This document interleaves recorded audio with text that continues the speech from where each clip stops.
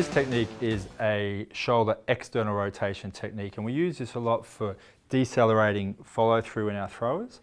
It can also be useful for some of our stroke patients and things where we're trying to encourage some external rotation, and also even some of your tennis players trying to come over a backhand, or your golfers who may be opening the club face too much and we want a quick cheat to close the club face a little bit. So what we're going to do is put them into external rotation, and that's going to then tighten up and resist them and decelerate them into horizontal flexion and internal rotation in their follow through. So we start in this short position. We're going to start on the front of the arm and spiral around. Now it's important, this is very soft skin. We don't want to be pulling on there as we'll get a reaction. So we need to have a very large anchor point that has no tension on it whatsoever. The tension's really starting once we get back here. This is just anchoring and taking up the soft tissue tension as we go around. We can really get purchase on that lever. So anchor here, hold that skin down, tension on as we sweep around the arm. Keep our tension on as we pull the backing paper off. And then we need to stay below the acromion or below the shoulder. We're going to stay on the humerus so that we can decelerate this motion. So as we turn Nick around,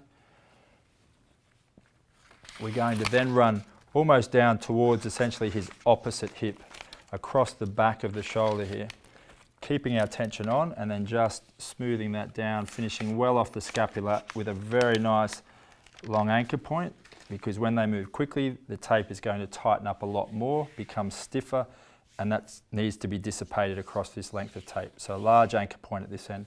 What we'll see now is as Nick goes to swing through, this is tightening up around the back of the shoulder joint, creating some deceleration to that motion, and also a nice posteriorly directed force or a bit of approximation to resist those large posterior capsular distraction forces that they can get.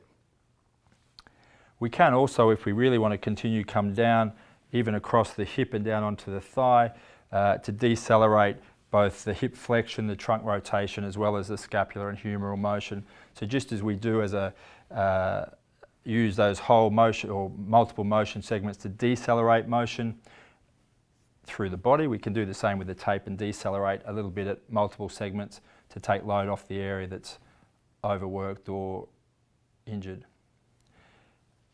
If we get our line of pull a little bit wrong,